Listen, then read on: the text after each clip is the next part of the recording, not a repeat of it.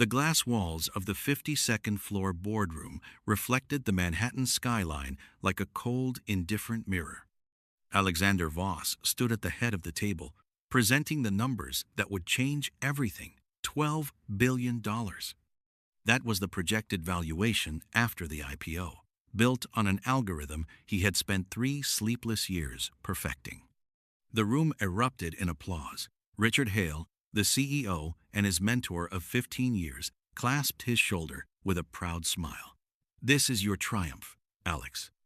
Less than 72 hours later, security escorted Alexander out of the same building while colleagues averted their eyes.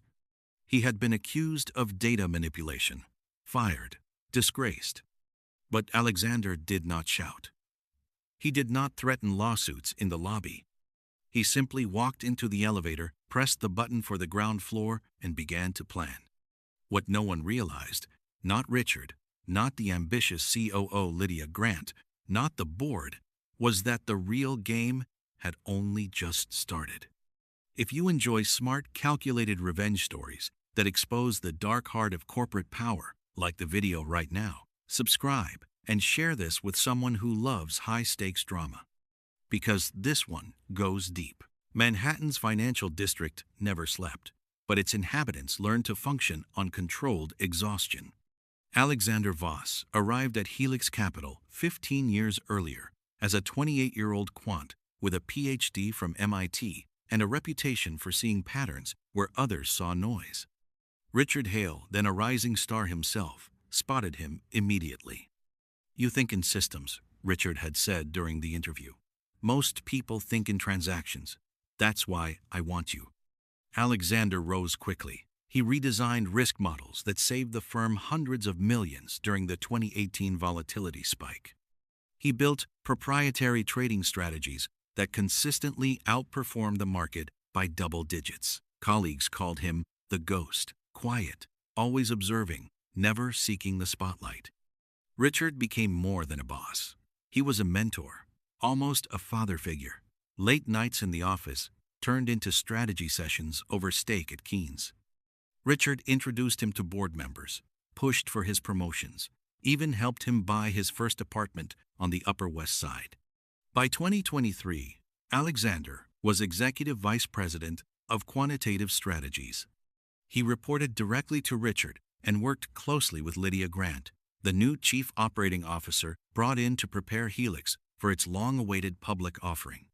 Lydia was everything Alexander was not: charismatic, politically gifted, always dressed for the cameras that followed Wall Street's rising stars. She smiled easily, remembered names, and knew exactly which journalists to charm. At first, Alexander welcomed her. The IPO required someone who could sell the story. His job was to build the substance. But something about Lydia's questions began to linger in his mind. She wanted detailed breakdowns of his algorithms, access to source code, projections for every scenario. He gave her what she asked for. Trust, after all, was the foundation Helix had been built on. Wasn't it? The breakthrough came in a windowless conference room on a rainy Thursday in October. Alexander had been chasing a theory for months, an AI-driven model that could predict market shifts not just from price data, but from unstructured sources, satellite imagery of shipping containers, social media sentiment, even weather patterns affecting agricultural futures. He called it Aurora. When he ran the first full test, the results stunned even him. Back-tested over 10 years, Aurora delivered annualized returns of 38% with drawdowns under 8%. In live paper trading, it was already outperforming every hedge fund on the street. He scheduled a demonstration for Richard and Lydia. The presentation lasted 43 minutes. When Alexander finished, the room was silent. Richard spoke first. "This isn't just good, Alex. This changes everything. We're not talking incremental gains. We're talking a new paradigm." Lydia leaned forward. "How soon can we integrate this into our flagship funds?" 3 months for full deployment, Alexander replied. "But we need to keep it completely siloed until then. One leak, and competitors we'll reverse engineer it. Richard nodded. Agreed. This stays between the three of us and the tech team you trust. Over the next weeks, Alexander worked 18-hour days. He handpicked a small group of engineers, implemented military-grade encryption, and built multiple fail-safes. Richard stopped by his office almost daily, bringing coffee and enthusiasm. You're going to be very wealthy after this IPO, Alex. Very wealthy. Lydia was equally supportive, though her questions grew more specific. She wanted to understand valuation implications, how Aurora would affect the S1 filing, what multiple the market might assign to a firm with this technology. Alexander answered everything. They were a team. But late one night, while running final diagnostics, he noticed something odd in the server logs. An administrative account had accessed Aurora's core code at 2:17 a.m., a time when no one should have been in the building. The account belonged to Lydia Grant. He told himself it was nothing. She probably just wanted to review something for the board presentation. Trust, he reminded himself. Richard had taught him that. The first real doubt came during a strategy dinner at Per Se. Richard had invited the entire C-suite to celebrate Aurora's completion. Champagne flowed. Toasts were made to the future of finance. After dessert, Richard pulled Alexander aside. Listen, son, he said quietly. The board is getting nervous about the IPO timeline. Some of them think we need a stronger narrative around innovation. They're asking why Aurora's lead developer isn't more visible. Alexander frowned. You know I don't do the spotlight, Richard. That's why we work so well together. Richard clapped his shoulder. I know, but perception matters. Lydia's been helping craft the story. She's good at this. Over the next week, Alexander noticed changes. Presentation decks about Aurora began featuring Lydia's name more prominently. Journalists who requested interviews were directed to her instead of him. Then came the memo. It was sent firm-wide. Helix Capital is proud to announce that Chief Operating Officer Lydia Grant will lead our groundbreaking Aurora initiative, representing the next generation of AI-driven investing. Alexander stared at the screen for a long time. He walked into Richard's office without knocking. What is this? Richard didn't look surprised. It's branding, Alex. The market responds better to what? A photogenic face? To leadership they can believe in, Richard finished. You're brilliant, but you're not relatable. Not to investors. Not to the press. Alexander felt something cold settle in his chest. This was my project. 3 years of my life. And you'll be richly rewarded, Richard said smoothly.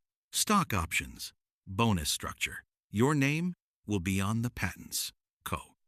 But it wasn't.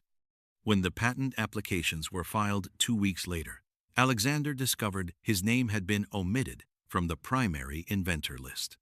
Lydia Grant and Richard Hale were listed instead, with Alexander relegated to contributing researcher.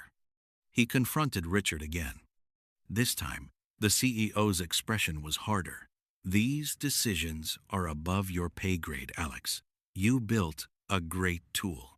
Now, let the adults sell it. That night, Alexander made encrypted backups of everything: code, emails, server logs, patent drafts showing his original authorship. He stored them on offline drives in a safe deposit box. Just in case. The day of the ambush began like any other. Alexander arrived early for the quarterly board meeting, carrying updated Aurora performance metrics. The IPO roadshow was scheduled to begin in 10 days. Banks had already indicated massive oversubscription. He took his usual seat to Richard's right. The meeting followed its normal rhythm until Lydia stood to present final pre-IPO risk assessment. Her slides were professional, polished. Then came the slide titled Data Integrity Concerns, Quantitative Strategies Division. Alexander felt the room temperature drop. Lydia's voice was calm, almost regretful. Internal audits have revealed irregularities in the Aurora backtesting dataset. Certain performance metrics appear to have been manually adjusted. She clicked to a slide showing alleged manipulations, timestamps that didn't match server logs, returns that exceeded theoretical limits. Alexander's mouth went dry. "Those are fabrications," he said quietly. Richard's face was stone. "Alex, these findings are serious. The SEC would view this as fraud." "I didn't." "We have digital forensics," Lydia interrupted gently. "Your credentials were used to access and modify the datasets." The board members shifted uncomfortably. Some avoided his eyes. Richard spoke with finality. "Effective immediately. Alexander Voss is suspended pending investigation. Security will escort you from the building. 1. It happened quickly after that. 2 guards appeared. His laptop was confiscated. His badge deactivated. As he was led through the trading floor, hundreds of eyes followed him. Some looked shocked, others whispered. In the elevator down, Alexander caught his reflection in the polished metal walls. He looked exactly the same as he had that morning. But everything had changed. What evidence had they planted? How deep did this go? And why now, days before the IPO that would make them all billionaires? The official termination came 48 hours later. A courier delivered the package to his apartment, a non-disclosure agreement, a gag order, and a severance package that amounted to 18 months' salary, generous by Wall Street standards. Insulting given what Aurora was worth. The public statement was carefully worded. Helix Capital announces the departure of Executive VP Alexander Voss to pursue other opportunities. We thank him for his contributions and wish him well.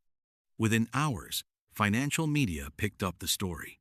Anonymous sources, clearly planted, suggested performance issues and cultural fit concerns. Alexander's phone stopped ringing. LinkedIn messages went unanswered. Recruiters who had courted him for years suddenly had full inboxes. He spent the first week in a fog, replaying every conversation, every decision. Then came clarity. They hadn't just fired him, they had erased him. Aurora, his Aurora, would launch under Lydia's leadership. The IPO would proceed. Richard and Lydia would become household names in finance, worth billions overnight. And Alexander? He would be the cautionary tale. The brilliant but unstable quant who nearly derailed everything. He opened his safe deposit box and reviewed the backups. Everything was there. Original code, time-stamped emails proving authorship, server logs showing Lydia's unauthorized access, draft patent applications with his name as primary inventor. But evidence alone wasn't enough. Not against Helix's legal resources, not with their media connections. He needed something bigger. Over the next months, Alexander disappeared from public view. He sublet his apartment, moved to a quiet brownstone in Brooklyn, and began to watch. Not with anger, with the same analytical precision that had built Aurora. From the outside, Alexander Voss had vanished. From the inside of his new workspace, a converted basement with multiple monitors and encrypted connections, he saw everything. He maintained access to certain Helix systems through back doors he had built years earlier for legitimate debugging. Nothing malicious, just observation. What he saw chilled him more than the betrayal itself. Richard and Lydia weren't just erasing his contributions. They were preparing to sell Aurora as their own creation while quietly moving assets. Offshore accounts, shell companies in the Caymans, trades executed just before major announcements, patterns that suggested insider information. They were looting the company before the IPO. Alexander documented everything: screenshots, transaction records, email chains, routed through personal accounts. But he waited. Revenge, he understood now, was not about speed. It was about timing. He began reaching out, carefully, to former colleagues who had left Helix under similar circumstances. A pattern emerged. Richard had a history of pushing out threats before major liquidity events. One name stood out: Margaret Chen, former CFO, who had retired 5 years earlier, just before Helix's last major funding round. Margaret lived quietly in Connecticut now. When Alexander contacted her through secure channels, she agreed to meet. Over coffee in a small diner, she listened to his story without surprise. "They did the same to me," she said finally. "Different details. Same playbook. Richard promises partnership, then cuts you out when you're no longer useful. Did you keep records?" Margaret smiled for the first time. Everything. They began working together. Quietly, methodically. Alexander also started building something new, a small advisory firm with a handful of trusted former colleagues, nothing that would compete directly with Helix. Yet, the IPO date approached. Helix shares were priced at $42. First-day trading projections suggested a pop to $70 or higher. Richard gave interviews calling Aurora the culmination of our team's vision, carefully avoiding any mention of Alexander. Lydia appeared on CNBC, charming as ever, demonstrating a simplified version of Aurora that somehow performed even better than Alexander's original tests. He knew immediately they had removed his risk controls, the safeguards that prevented catastrophic losses in extreme market conditions. They were gambling with investor money to inflate short-term performance. Alexander felt the old anger rise, then pushed it down. Soon, 6 weeks before the IPO, Alexander made his first move. Not against Helix directly, against perception. He began feeding anonymous tips to financial journalists, not about fraud yet, but about questions. Why had the lead developer of Aurora vanished so suddenly? Why were certain risk metrics missing from public demonstrations? The stories were small at first, buried paragraphs in longer articles about hot IPOs. But they planted seeds. Investors began asking questions during roadshow Q&A sessions. Analysts noted the key person risk in their reports. Helix's general counsel noticed the shift and launched internal investigations, wasting time and resources on damage control. Meanwhile, Alexander and Margaret built their case with forensic accountants. They documented patterns of insider trading that predated Aurora, Richard, and Lydia, selling personal holdings just before negative news, buying before positive announcements. The amounts were staggering, tens of millions. But the real discovery came when Alexander traced payments from Helix vendors to offshore accounts linked to Lydia's family trust. Kickbacks. For years, the IPO filing was imminent. Once filed, any revelation would trigger SEC scrutiny, potential delays, possible criminal charges. Alexander could have gone to regulators then, but that would have been too clean, too quick. Richard and Lydia needed to feel what he had felt. Helplessness. So he waited for the perfect moment. The S-1 was filed on a Monday morning. Helix Capital officially entered the quiet period. No more interviews, no more hype. Just waiting for the bell to ring on NASDAQ. That Wednesday, a package arrived at the Wall Street Journal offices. Inside, detailed documentation of insider trading patterns at Helix Capital, complete with transaction records, timestamps, and account numbers. The source was anonymous but credible. By Thursday, the Journal was making calls. By Friday, the SEC had opened an informal inquiry. Helix stock, still private, began trading down in secondary markets. The IPO pricing range was quietly revised downward. Richard and Lydia went into crisis mode. Emergency board calls. Lawyers on retainer. They never suspected Alexander. He was, after all, gone. Meanwhile, his small advisory firm began receiving calls from Helix clients, institutional investors nervous about the brewing scandal. Alexander took every meeting. He never mentioned Helix directly. He simply demonstrated his own algorithms, refined versions of Aurora with all safety protocols intact. The performance was superior, the risk controls impeccable. Money began moving. Quietly. Millions at first, then hundreds of millions. The relationship between Richard and Lydia began to crack under pressure. Alexander watched it happen through carefully placed sources, former assistants, IT contractors still on payroll. Richard blamed Lydia for the anonymous leaks. "Your carelessness with vendors," he reportedly shouted during one closed-door meeting. Lydia countered that Richard's personal trades were what attracted attention. Board members started asking uncomfortable questions. The underwriters whispered about postponing the IPO. Then came the second package, this one to the SEC directly. It contained Margaret Chen's records from 5 years earlier, showing the same insider patterns, plus new evidence linking current trades to Richard's personal brokerage accounts. The informal inquiry became formal. Trading in Helix secondary shares essentially froze. Richard made a desperate move. He announced Aurora's early launch to select clients, hoping stellar performance would restore confidence. But without Alexander's risk controls, the algorithm began taking massive leveraged positions. Perfect timing. A geopolitical event in the Middle East triggered volatility exactly in the sectors where Aurora was overexposed. The losses were catastrophic. Hundreds of millions wiped out in days. Clients demanded redemptions. The banks threatened to pull the IPO entirely. In the chaos, Lydia made her move, attempting to shift all blame to Richard while positioning herself as the solution.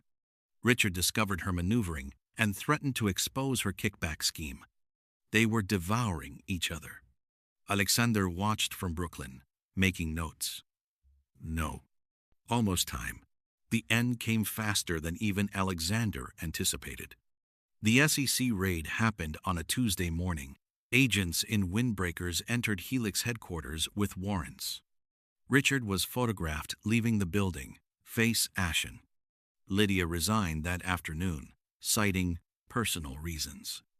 The IPO was officially withdrawn. Within weeks, major clients terminated relationships. The talented engineers Alexander had once led began submitting resignations, many with offers from his growing firm. Helix Capital, once valued at $12 billion, filed for Chapter 11 protection 6 months later. Richard faced criminal charges for insider trading. Lydia's family trust was frozen pending investigation into money laundering. Both lost everything. Alexander never spoke publicly about his role. He didn't need to. His new firm, Voss Quantitative Partners, quietly became one of the most successful boutique hedge funds in history, managing tens of billions with returns that made Aurora's original projections seem conservative. Former Helix clients formed the core of his book. Margaret Chen joined as CFO. Years later, a journalist tracked Alexander down for comment on the Helix collapse. He met her in a small cafe, ordered black coffee, and listened to her questions. "Did you have any role in what happened to Helix Capital?" Alexander considered his answer carefully. "I built something extraordinary there," he said finally. "Something that could have changed finance for the better. Certain people chose to prioritize personal gain over integrity. Markets eventually correct imbalances." Close. The journalist pressed. "Some say it was revenge." Alexander smiled, the first genuine smile in years.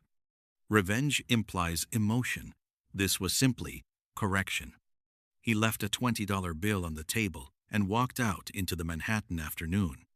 The skyline looked exactly the same, but everything had changed. And that was the story of Alexander Voss, a man who understood that in corporate America, the most dangerous weapon isn't anger. It's patience. The most devastating revenge isn't loud. It's inevitable. Richard Hale and Lydia Grant learned that lesson the hard way. They built their empire on betrayal and watched it crumble under the weight of their own choices. Alexander, he simply built something better. Thanks for watching this deep dive into one of the most calculated corporate revenge stories ever told. If it kept you hooked until the end, smash that like button. It helps more people discover these stories. Subscribe and hit the bell For more high-stakes corporate drama, psychological thrillers, and tales of justice served cold every week. Drop a comment. What's the worst workplace betrayal you've witnessed? Would you have played the long game, like Alexander? Share this video with anyone who's ever been underestimated at work. More stories coming soon. See you in the next one.